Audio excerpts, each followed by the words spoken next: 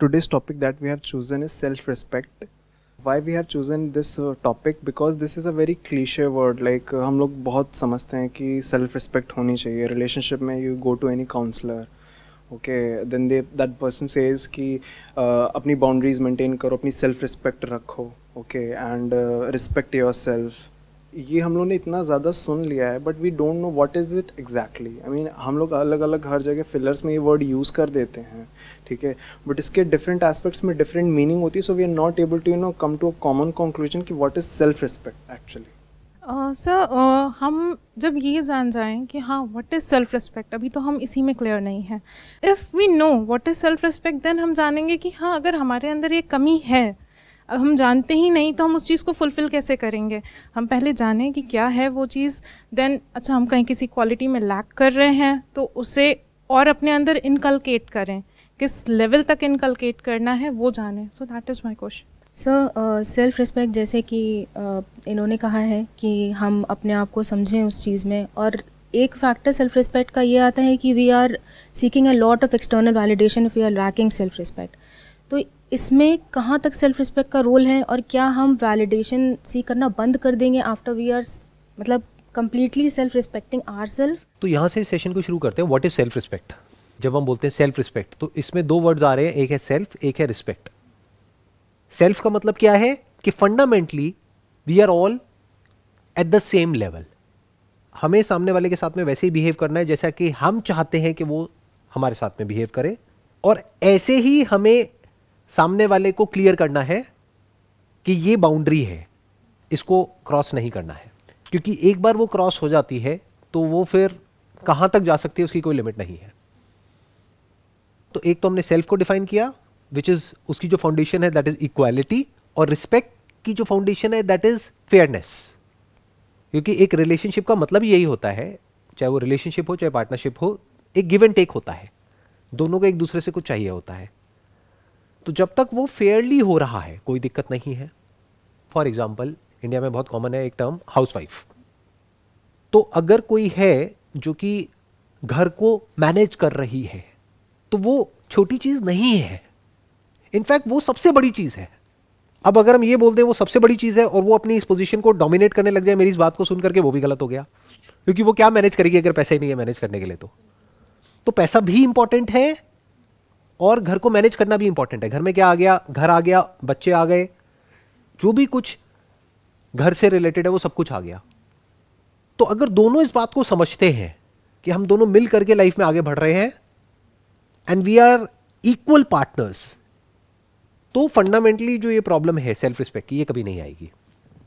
In fact अगर किसी को पनिश भी करना है तो उसका भी एक तरीका है. वो तरीका क्या है कि अगर आप खुद उस पोजीशन में हो तो आप क्या चाहते हो कि आपको कैसे ट्रीट किया जाए. हमने भी तो बहुत गलतियां करी है, किसने नहीं करी. तो जब हम गलती करते हैं हम क्या एक्सपेक्ट करते हैं कि सामने वाला हमको समझे, बट हम नहीं समझते हैं. हम जबरदस्ती उसको फोर्स करते हैं बार बार अपोलोजाइज करने के लिए, बार बार उसको रियलाइज कराते हैं. तो हम क्या कर रहे हैं, उसकी सेल्फ रिस्पेक्ट को हर्ट कर रहे हैं. उसने गलती करी, उसकी एक पनिशमेंट है, उसको प्रॉपर्ली डिफाइन करो. क्या है वो punishment? Breakup, divorce. Make sense. But इसका मतलब ये नहीं है कि आपको राइट मिल गया कि पूरी जिंदगी बैठ करके आप उसको उल्टा बोलते रहो, उसकी रिस्पेक्ट को हर्ट करते रहो. फॉर एग्जाम्पल ये हमारे घरों में बहुत कॉमन है, जो माँ बाप होते हैं वो कुछ भी बोलते हैं बच्चों को, किसी भी हद तक बोलते हैं, वो अपना राइट समझते हैं, वो उसको प्यार का नाम दे देते हैं. ये प्यार नहीं है कि तुम तो किसी काम के नहीं हो, तुम किसी लायक नहीं हो. ये तो बहुत ही कॉमन डायलॉग है घर में. नकारा है, ये है, वो है, व्हाटएवर इट इज. तो वो जो बच्चा है धीरे धीरे क्या होगा, उसकी सेल्फ रिस्पेक्ट पूरी तरह से खत्म हो जाएगी और वो चाहेगा भी तो कुछ नहीं कर पाएगा अपनी लाइफ में. ये जो टॉपिक है ना, इससे रिलेटेड एक बहुत इंटरेस्टिंग कुछ हुआ था कुछ दिन पहले, वो मेरे दिमाग में घूम रहा है. I was sitting in a restaurant और वहाँ पर पास वाली टेबल पर कुछ लोग बैठे हुए थे, वो आपस में बात कर रहे थे. उसमें से एक था, वो शादी का एजेंट था जो शादियाँ कराते हैं, और बाकी लड़के वाले, लड़की वाले, व्हाटएवर, वो सब और लोग कुछ 5-7-10 लोग बैठे थे.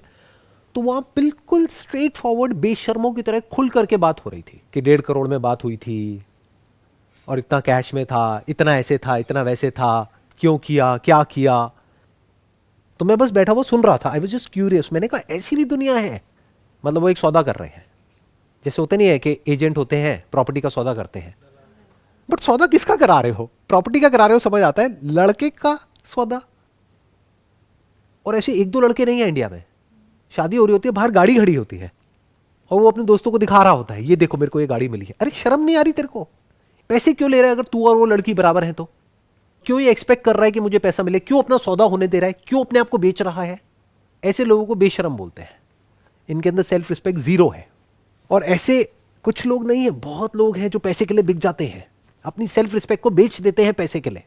तो इसमें आप गलती उसकी नहीं कह सकते कि जो उसको खरीद रहा है, गलती उसकी है जो बिक रहा है। मानो लड़की वाले ने लड़के को खरीदा अपनी बेटी के लिए, अब वो बेटी उस घर में आएगी, आ करके सुनाएगी कि तेरी कमाई की गाड़ी नहीं है, मेरे बाप ने दी है। तो अब क्या उसकी सेल्फ रिस्पेक्ट हर्ट होनी चाहिए?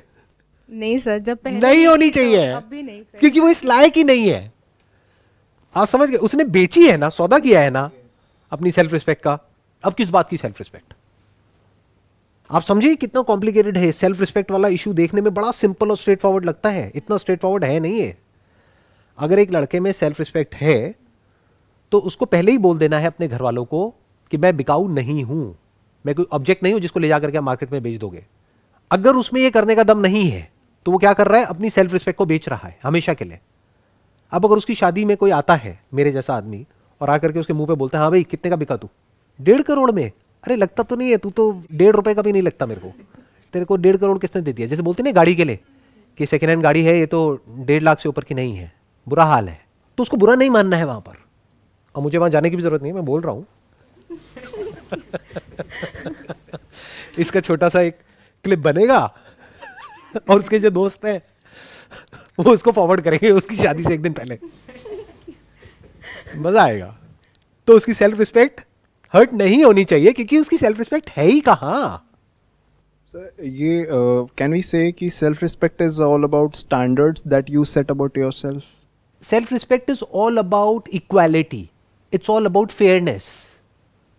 You must be fair with the other person, whether it's a relationship of an employer-employee, whether it's a relationship of two people living together or who got married. तो वहां पे equality होनी बहुत जरूरी है। आपको यह समझना है कि जो सामने वाला पर्सन है वो और मैं एक्चुअल में इक्वल है, बाहर से दिखाने के लिए नहीं। मान लो आप वर्किंग हो, आपकी जो वाइफ है वो हाउसवाइफ है, तो आप दोनों इक्वल हो। ये नहीं है कि वो हाउसवाइफ है तो आप कुछ भी उसको बोलने लग जाओगे या उसको जा करके इंसल्ट करोगे या कुछ उल्टा सीधा बोलोगे। इसका मतलब क्या है? आपके खुद के फंडे क्लियर नहीं है। तो इसकी शुरुआत कहां से होती है सेल्फ रिस्पेक्ट की? कि आपके खुद के फंडे क्लियर होने चाहिए, दैट इज वन। बट आपके फंडे क्लियर है और सामने वाले के नहीं है, अब क्या करोगे? Take a stand. सो हम अभी बात कर रहे थे जैसे इंडिया में पेरेंटिंग की, कि हम जनरली हमारे यहाँ पेरेंट्स होते हैं, एल्डर्स होते हैं। समटाइम्स व्हाट हैपन्स, जब हम मिस्टेक करते हैं and we are pointed it out whether by our elders, चाहे रिलेशनशिप्स में हो, तो हम वहाँ एकदम से हम शट हो जाते हैं। हम या तो चुप हो जाते हैं एकदम, या गुस्सा हो जाते हैं, या गुस्सा हो जाते हैं। तो चुप हो जाते हैं तो अंदर से गुस्सा हो जाते हैं। हाँ, चुप होके शांत हो जाते हैं। हम अपने आप को अंदर ही अंदर डिमीन करने लगते हैं। Okay, we have made this mistake, now we have to listen to it, it's done. हाँ, तो उनसे आप बड़े पोलाइटली आराम से बात कर सकते हो कि मैंने माना मेरे से गलती हो गई, बट गलती तो आपसे भी हुई होगी कभी ना कभी लाइफ में। क्योंकि अगर आप कहते हो कि मैं एक गलती हूं, तो मैं किस गलती की वजह से इस दुनिया में आया? जो गलती आपने करी। आप आराम से बैठ करके उनसे बात कर सकते हो कि आई एक्सेप्ट कि मेरे से गलती हो गई है, बट बार बार जो आप मुझे बोलते हो मुझे अच्छा नहीं लगता है, तो प्लीज़ आप आगे से मत बोलना, क्योंकि आप कुछ मेरे को बोलोगे फिर ऐसा ना हो मैं भी कुछ ऐसा बोल दूं कि फिर आपकी भी जो सेल्फ रिस्पेक्ट है वो हर्ट हो जाए। तो इसको बोलते हैं स्टैंड लेना। ये मत समझो कि ये दुनिया आपकी रिस्पेक्ट करेगी अगर आप खुद अपनी रिस्पेक्ट नहीं करोगे तो। और इस गलत फहमी में भी मत रहना कि अगर आप सामने वालों की रिस्पेक्ट नहीं करोगे तो वो आपकी रिस्पेक्ट करेंगे। तो आप उनकी रिस्पेक्ट कर रहे हो इसलिए नहीं कि उसमें उनका फायदा है, आप उनकी रिस्पेक्ट कर रहे हो क्योंकि उसमें आपका फायदा है। That is number one. वो आपको खुद को समझना है। ये इसकी एक क्लियर हो गई, क्योंकि आप किसी की रिस्पेक्ट करोगे तो ही वो आपकी रिस्पेक्ट करेगा। आप किसी से तमीज से बात करोगे तो ही वो आपसे तमीज से बात करेगा। फिर वो चाहे आपके यहाँ पे पियोन है, चाहे सर्वेंट है, चाहे कोई भी है, आप उससे तमीज से बात करोगे तो देयर इज अ पॉसिबिलिटी कि आपसे भी वो तमीज से बात करेगा। बट मान लेते हैं आप तमीज से बात कर रहे हो सामने वाले से और वो बदतमीजी कर रहा है, अब क्या करोगे? You have to take a stand, simple. You have to fight for what is right. What is right? Equality. Equality is your right, you are living in a democratic country. अब आप कहोगे नहीं, लड़ना मुझे अच्छा नहीं लगता है। अरे भैया, लड़ाई इज पार्ट ऑफ लाइफ।